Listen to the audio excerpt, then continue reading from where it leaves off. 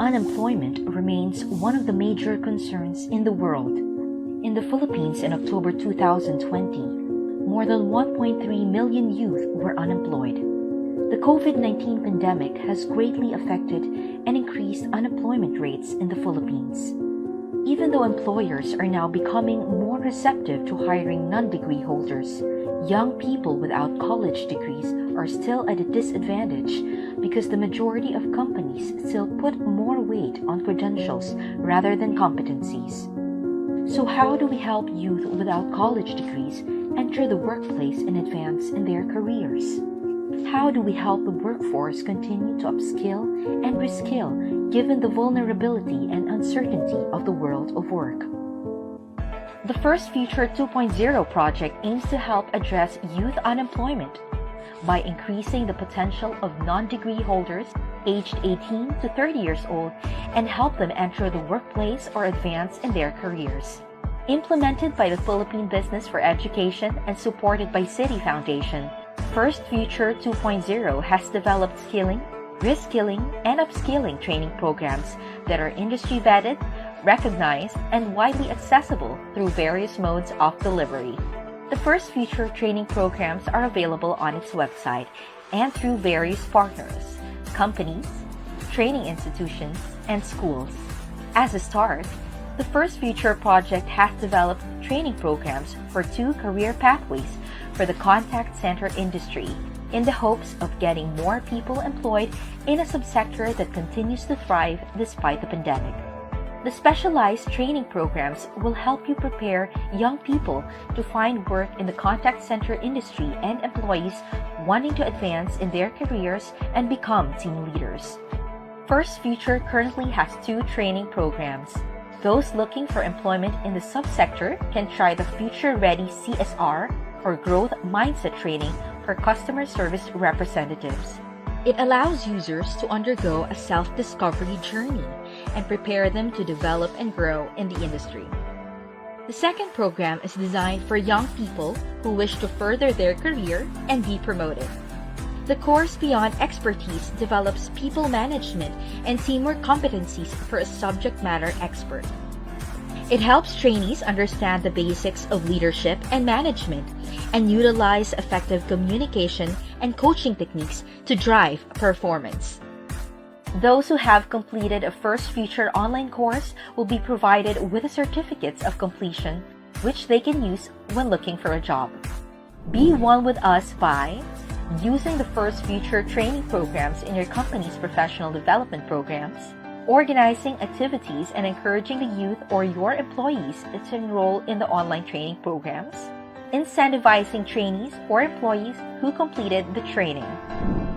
Join First Future 2.0 in promoting competency-based hiring, and together, let us build tomorrow's workforce.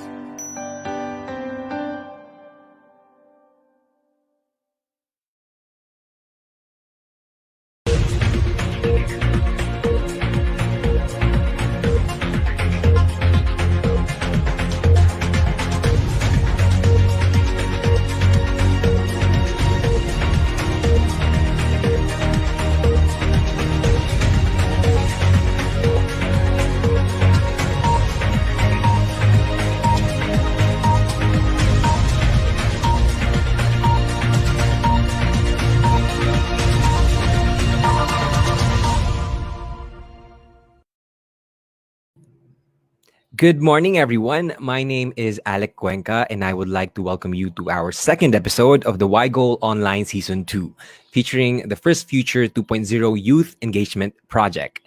First Future 2.0 is a project funded by City Foundation and implemented by Philippine Business for Education, or PBED. The project's objective is to help build today's youth for tomorrow's workforce, particularly for the contact center industry. PBED partnered with YGOAL to implement the First Future Youth Engagement Project.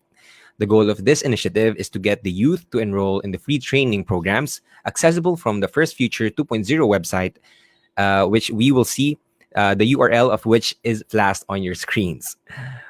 The target youth for this project are those who are 18 to 30 years old, senior high school graduates without college degrees, may be working or and looking to advance in their careers, or would like to shift to the contact center industry or even those who are still looking for a job. Now, as part of his strategy to meet this goal, YGOAL, through its YGOAL Online episodes, will be featuring topics which are related to the first Future 2.0 with emphasis on the contact center industry. So, if you feel like this project is something that can help you with your life goals, please continue to watch out for our episodes on this by joining the First Future 2.0 Facebook group through the link flashed on your screens. So, with this in mind, allow me to introduce our resource speaker for today, who happens to be a frontrunner in one of the country's renowned contact centers. Let us welcome Mr. Alnard Alejandro Pagulayan, Head for Academic and Industry Linkages of Luzon of Concentrix, Philippines. He is our resource speaker for our topic today, which is Introduction to the Contact Center Industry. Good morning, Sir Al, and welcome to the YGOAL Online. Hi, Alec. Good morning. And hi to all of the listeners and viewers of YGOAL.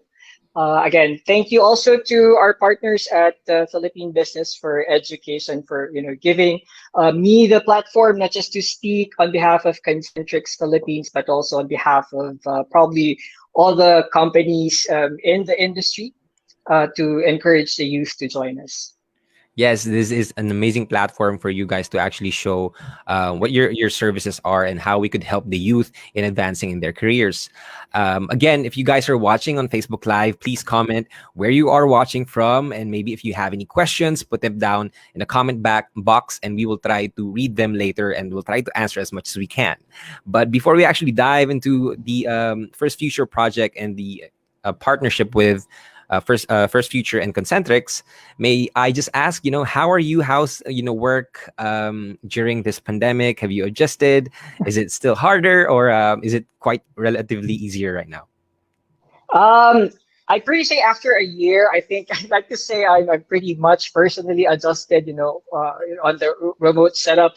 But having work itself during these trying times is a blessing in itself, and it's even better if you get to extend those opportunities to the youth to gain meaningful employment in the process.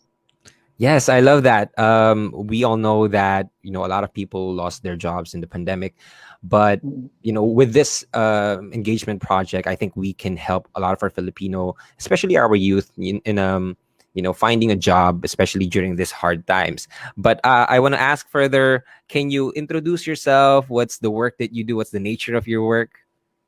Sure.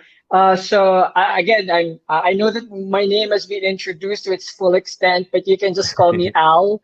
I'm the head for academic and industry linkages at Concentrix Philippines. So our unit in particular creates training to employment programs specifically designed for potentially marginalized sectors of the communities that we support. And that includes youth with out college degrees, among many others. No, okay, that is nice. And you mentioned that you're working for Concentrix. Can I just ask how long have you been working? And can you briefly introduce us to Concentrix Philippines? What's Concentric all about? Sure. So I've been with the organization for 15 years already. This has been my second job after a brief transition out of the academe. So this has been my second home, literally and figuratively. Concentrix is a multinational company that supports about 450 of the world's best brands. And in the Philippines, we are the largest private employer. We support about 90,000 employees, and we continue to grow literally on a daily basis because we are hiring every day. And to support, that huge number of employees locally and globally, we live by a culture that can probably be summed up in three V's: velocity, value, and visibility. Velocity for us is delivering our services and promises at the fastest ways possible, and to make sure that they're relevant. And speaking of relevance, we make sure that every single day we reflect if those services are of value to our organization and to our stakeholders. And for us to move at such a velocity and value, we have to have visibility on information about the past and the possible future. For us to progress intelligently and strategically as well.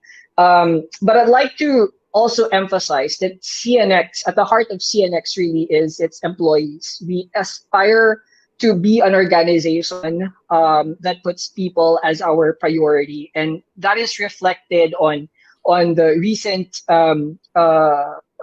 steps that we took to take care of our employees. We dedicated buses, for example, to transport our employees from their homes to our workplaces. And this is especially an arrangement for those who could not work at home. And recently, we publicly announced our intent to procure vaccinations against COVID-19 to be made available to our staff. And hopefully, we can extend that to our employees' families as well. That's amazing. I mean, there's a lot of contact center industry here as well. I'm currently residing in Olongapo City, and there's a lot of contact center here. But I don't want to speak ill about towards them, but most of the time they just when you apply to their jobs, to that job, they just "Oy, bahala ka na. Ikaw na ang bahala, ikaw na bahala pumunta ganyan." But you have a lot of programs that really take care of your employees. And that's really amazing. And I just want to ask, who is your how do you filter your employees? Can you talk more about your current employees? What are the requirements for the people who want to apply in your job?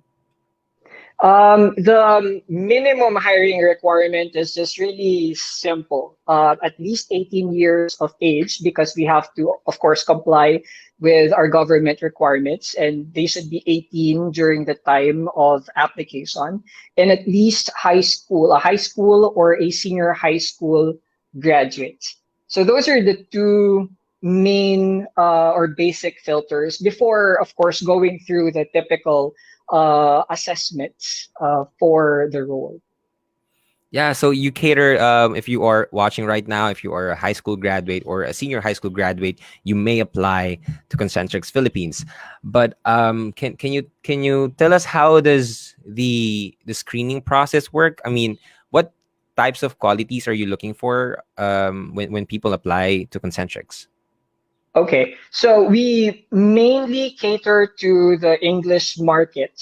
So language assessment is a core toll gate for us. So the applicant must be able to pass, those assessments with a above average degree of language competency in English. If you have other languages that you're adept with, Mandarin, Korean, Japanese, then we also have a segment for you. So apart from language, we also look at typing speed, because conversing with clients and then encoding information at a certain level of speed is critical to us. So those are the basic skills that we're really looking for. But of course, before entering a job, you would have to have certain values intact. We have certain assessments that are designed to check on your level of integrity, your professionalism, your professional maturity in general, and how you could easily blend and be resilient in the industry. And those little things, I won't say little things, let me correct myself. And those behaviors are often left undiscussed extensively, in the process of application. So, yeah. Yeah, I mean, that makes perfect sense. Not just being able to converse using the English language, and bonus if you have another language that you can speak well of, but if you need to also have like the typing skills, because mainly you're just using computers and you need to be proficient with it.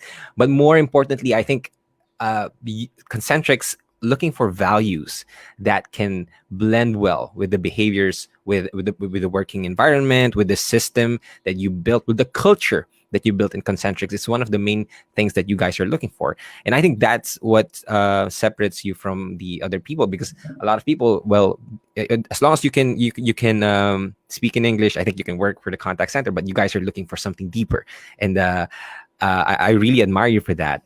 So can you told us that you're one of the biggest companies here in the Philippines. Can you share some of your clients? What's like the major difference between you guys compared to the other BPO industry? And I know you mentioned a lot of them, but can you discuss it a little bit more?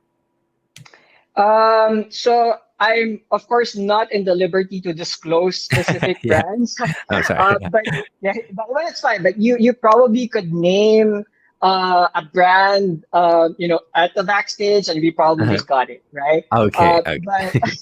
but I think one of the main differentiator is first how huge the portfolio of Concentrix Philippines is, and that allowed us to be flexible enough to survive and then later on flourish.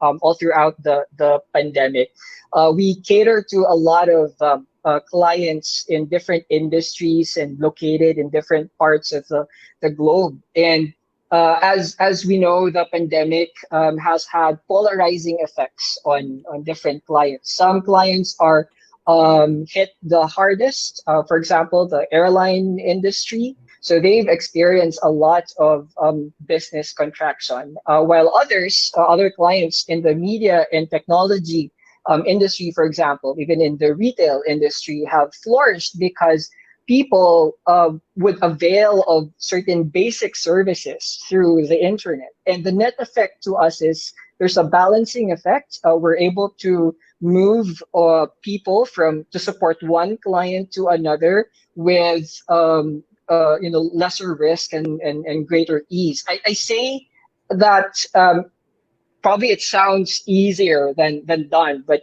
when you're in the redeployment or deployment process, it gets a bit more complex. But it's something that we've been able to do effectively in the process. Second, we provide our services mainly through mediated platforms. So we don't rely on face-to-face interactions to deliver our services. So that gave us a huge lead time to adjust and look for better arrangements for our employees. So work at home arrangements, for example, were a logical next step for us. But we found out in the process of deploying work at home setups that our internet infrastructure Mhm. was not as steady as we wanted them as we wanted it to be. So the next step was to explore opening up temporary sites. So we partnered with schools, with hotels, with co-working spaces to provide temporary working spaces for our employees and deliver the same level, if not better levels of customer service to our clients. Third, because of our velocity to adjust, we were able to also help displaced workers in the process. We've partnered with a number of companies in locally in the media, transportation, and also the hotel and tourism industry to try to carve out a safe space for them to continue their employment. That's really nice. I mean, with the pandemic, almost everything now is online, and you guys are, if I could say, like ahead of the curve. Like, I'm not saying that you're prepared for this, but you guys are Yeah. really flexible in terms of adapting to whatever crisis we're having, and being able to actually not just cater to your clients in probably a better way, but also help your employees and your workers in providing different programs. And there's just one thing that I'd like to ask, because growing up as a millennial, if I could say that, um, I really I heard before of the term call centers, right? Mm. And can I just ask, are call centers synonymous to contact center industries? So yes, I may use the terms interchangeably in the course of this conversation. So, when it call centers and call centers are essentially the same. Uh, so traditionally, we were known to provide support over the phones. Mm. That's hence the term call center. But as technology evolved, we've also evolved with it fast, and we're able to provide different types of services through different channels as well. So we are now able to cater to a wide variety of industries ranging from, again, technology and media to retail to banking services, so on and so forth. In terms of channels, we're not only confined to voice channels or providing support through phones or even video conferences, but also non-voice channels like chat, email, etc. And then the evolution, of course, is to blend these two channels together so we can understand the customer journey even better. And that's called omni-channel support, right? And the end goal of this evolution is really to provide our customers the most accurate resolution possible at the most efficient ways that we can for our customers to remain loyal to the clients we represent. That's truly amazing. I mean, I think that's what sets contact centers apart from the other industries that we've seen have seen a lot of losses during the pandemic. And the next question I have is for a person who have no idea what it's like to work in the contact center industry. And you've said that this is your second job. May I ask if also you've worked in the contact center industry in your first job? No, my first job was a project officer for Mhm. an NGO based in Ateneo de Manila University. So we provided support to public school teachers. We provided support for upskilling programs. I've also taught political science. Uh, Okay. as a major subject for I think two semesters before deciding to transition into the industry. So how was it like? How was it like you transitioning into these jobs and now you're working in the contact center industry which you've lasted for 15 years, am I right? How was it like? Yes. Can you tell us through the journey of the career path in the contact center industry? My first entry point was a technical support representative, which was odd because my background is political science. So I wasn't prepared to enter the industry because the main task of a technical support representative is to provide basic support to customers with a special focus on troubleshooting either software or hardware or internet service. So in terms of product knowledge, I was so behind my peers. What I clung to was my communication skills because I had that orientation, as a poli major, as a trainer. I spoke a lot, so conversing was natural to me, except content, except product. So I kind of winged it, probably for the first 3 months, and then you in the process you try to remember what you've learned in training, and you also have the support of your peers. You have mentors in operation. So I was surprised at the level of support that I received within the industry and within the organization itself. And I think that's what also sets us apart. The support system is so strong. There's structure, and within that structure is also a huge margin for growth and motivation. So and looking back 15 years after, thankfully I made that jump and thankfully I made that transition. Yes, I'm pretty sure that you're happy with where you are right now. Are there any because that's what we know, being the first respondent when it comes to troubleshooting and solving problems for customers. But are there other career paths in the contact center industry? Certainly. So most of the time, the common entry point would be either a customer service representative, CSR, or a technical support representative. The key difference would be a CSR would provide general support, customer service support ranging from billing concerns to product inquiries, and then TSR, I've talked about that. But they converge in the next step, which is the subject matter expert. That's a typical next step.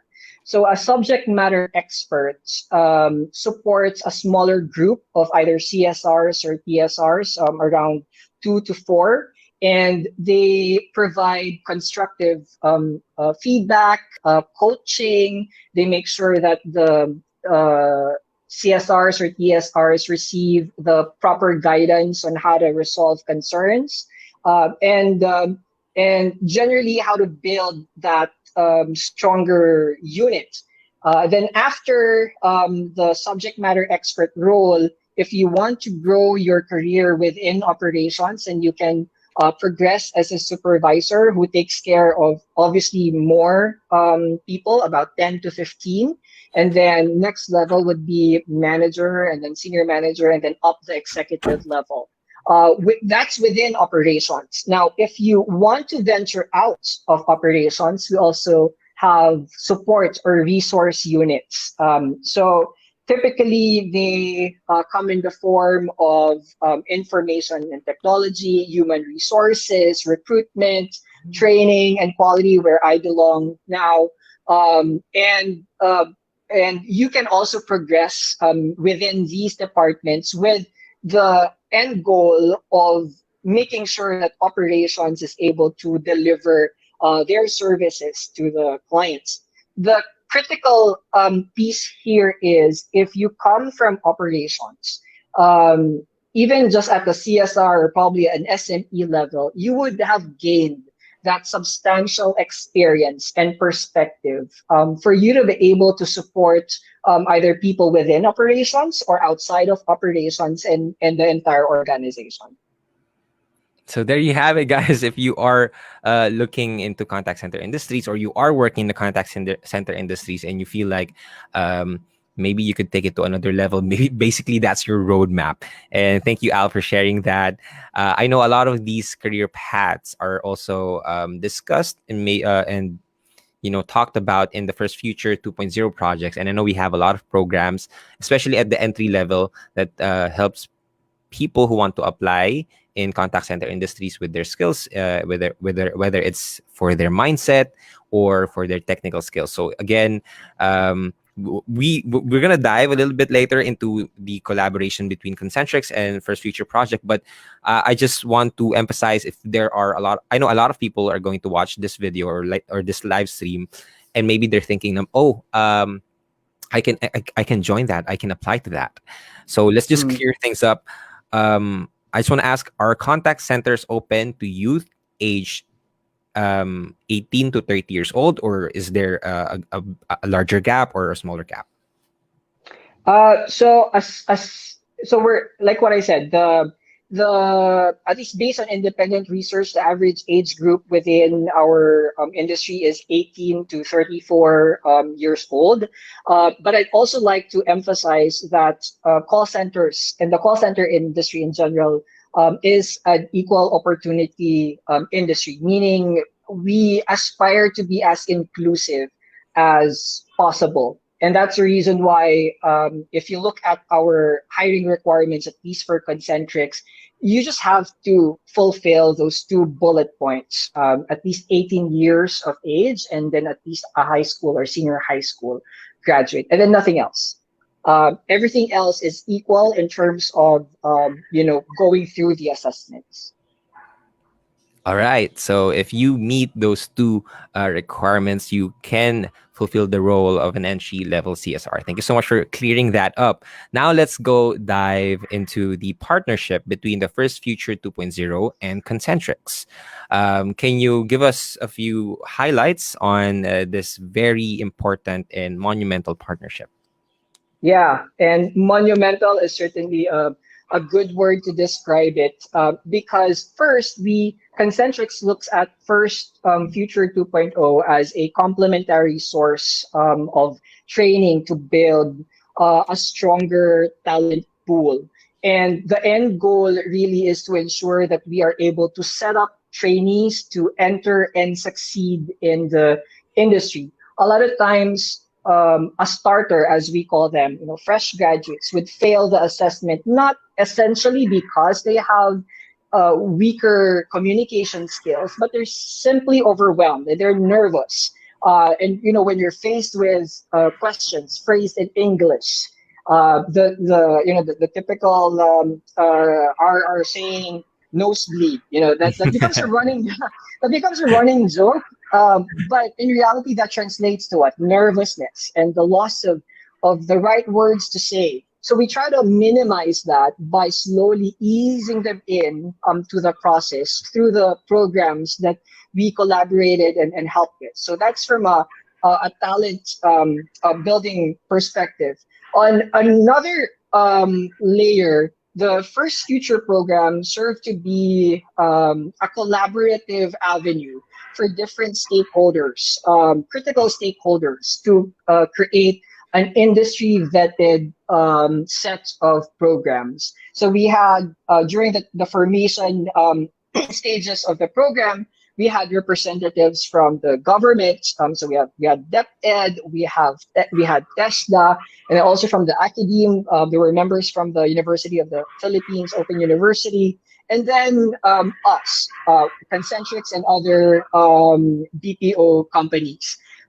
So when you get those stakeholders together, especially BPOs, it creates a sense of unity, in the workplace. And BPO companies, if you're an outsider looking in, we may look like fierce competitors, and we are truly fierce competitors. But during those formation stages, we laid down our swords and pick up our pens and told ourselves, hey, we want to create something concrete, because it will be a collective problem if our talent pool, our future talent pool, won't be able to cope with the evolution that our industry is going through. So that was the entire context of that activity. So strategically and specifically for Concentrix, we will be integrating the Future Ready CSR training focused on the growth mindset as part of our introductory programs, because we have our virtual internship program for both senior high school and college undergrads to better prepare them, to enter our world. And then we also have a ready to hire applicants who may also experience the same challenges. And then you have your beyond expertise, which may be integrated into existing programs to prepare either CSRs or TSRs to step up into a larger role in the form of an SME. And in perspective, looking back 15 years ago, if we had this sort of transition, an external program made available to us, then we could have been probably a lot prepared entering the industry. Back then, the normal passing rate was 2 out of 10 applicants.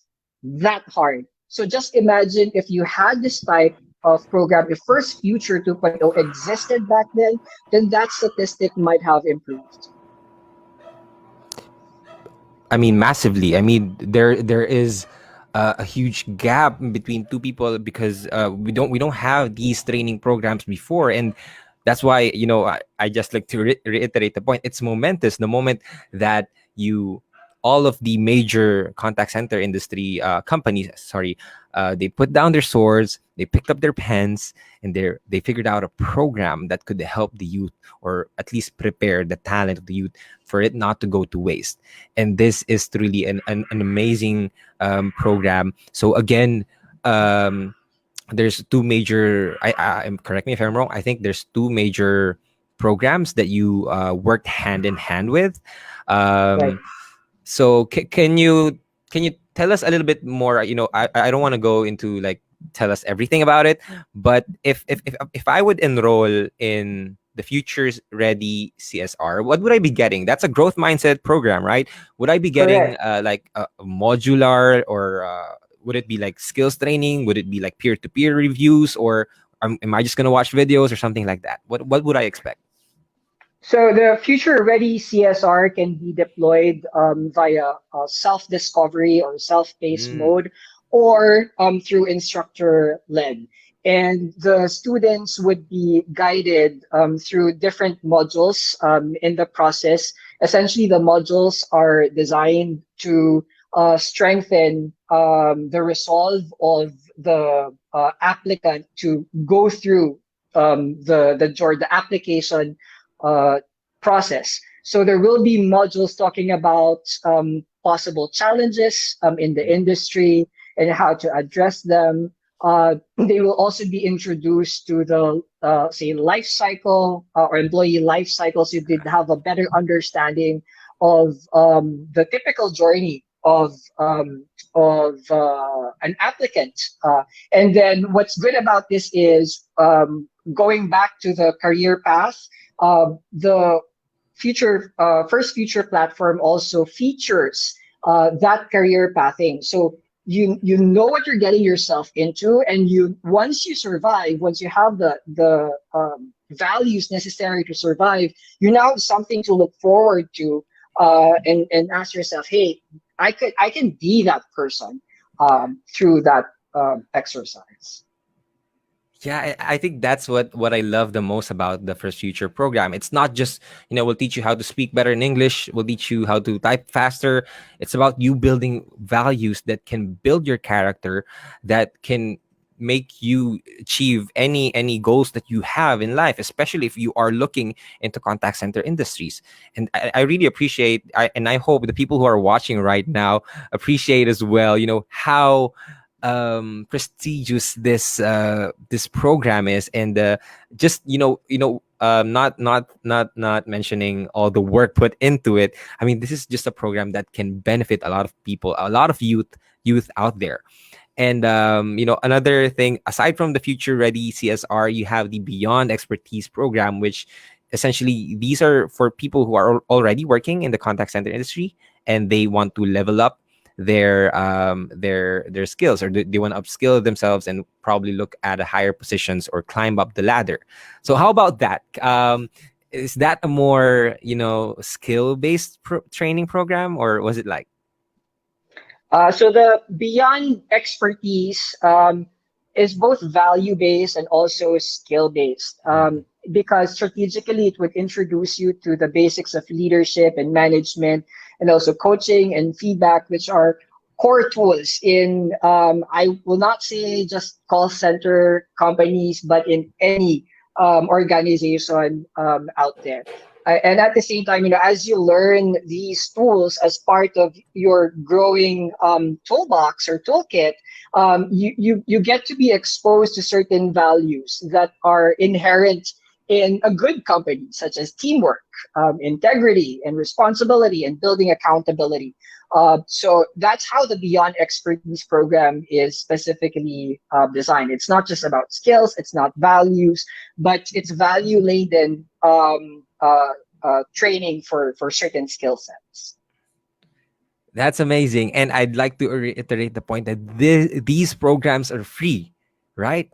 Yes, correct. So all you really need to do is enroll, explore, and then enjoy the journey, right? How it's just that simple. So, okay. Yeah. Enroll, enroll, explore, and enjoy their journey. So, guys, if you are watching this live stream or video right now, please go ahead to the links will be shown later. But before we actually wrap this whole thing up, there's a question that we have. The first future trainings are available online and self-paced. Will you consider graduates of this program who applied and graduated via the project's website? So pag natapos na po pa nila yon, natapos na nila, they've graduated, will that be a very important asset in their resume that will make you, okay, we can apply, we can hire you right now? Right. So once they get to be enrolled, definitely, as employers, we can gain access to the database. So they will be part of a larger hiring pool. What sets the applicants apart would be, as an employer, we know that they've gone through this formation series and they've already armed themselves with a basic information to survive. So when we ask them basic questions in the interview, like, so what's your idea of the contact center industry, or what are your strengths? What are the positive aspects that you can bring? So it's sort of like a Miss Universe questions probably, but they can answer with more context and with better relatability, and that gives them an edge, when going through the initial stages of the application process. That's fantastic. I mean, this is a free battle pass. It's a free training platform where you get to pick up your sword. And when you look at the contact center, and when you're looking at applying for your first job or maybe applying for that promotion, you have all the tools and equipment that you need to do that. So again, for those who want to enroll, you may check out the website of First Future 2.0 project, which will be flashed later on.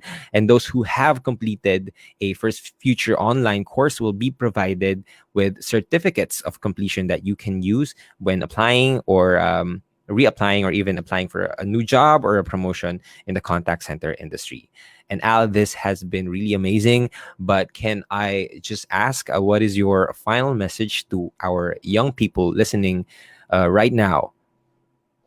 I think my message would be the same advice I would give my 18-year-old self in terms of career development.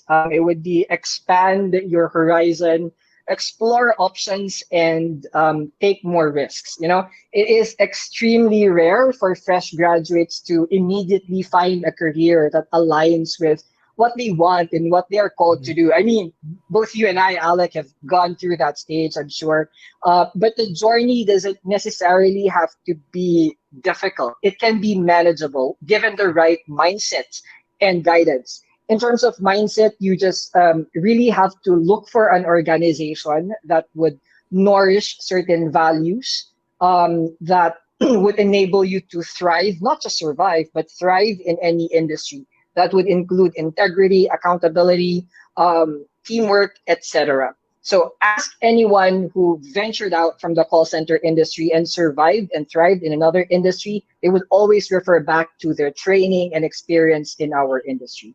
And lastly, just in relation to that, again, explore the programs at First Future 2.0. So it's an accessible platform. It's accessible, open, and most importantly, free. So there. Yes, guys, you heard it here. This is gonna make your life or your career path journey, or your career journey not that difficult, but make it very manageable. And this will not only help you survive during this pandemic, but this will also make you thrive in it. So for the people who are watching right now, if you have a job and you want to look towards the contact center industry, and you feel like these programs are going to help you out, please explore the pages and the website of First Future Project, and just check out what are the free programs that you can enroll to and maybe can help you in advancing in your careers. So Al, Thank you so much. This has been an amazing session. I couldn't ask for anything because you explain all the points very clearly, and you just if you guys missed the beat, I suggest that you replay this video and learn more about Concentrix and about what the contact center industry looks like, or what it's like in the beginning. So thank you so much, Al. I really appreciate your time for doing this. Thank you to Alec and to YGOAL. Yes, and again, thank you for joining us for today's episode of YGOAL Online Season 2. Do not forget to enroll in the First Future 2.0 free online training programs and join the Facebook group to keep abreast on the project. If you guys have friends, if you guys have relatives who wants to enroll in these programs, just send us just let them know that we exist, that these programs exist. And if you are a teacher or if you're an administrator in certain schools, and if you want to work with First Future Project, do send us a message and we'll gladly help you out. Again, thank you so much for everyone who's watched this video. I will talk to you guys in the next in I think 2 weeks after this, in the next episode of YGOAL Online Season 2. Again, go ahead and like the Facebook pages of First Future 2.0 Project and YGOAL Online Facebook pages, and join the Facebook group to get access on every event. So thank you guys so much, and I will see you guys next week.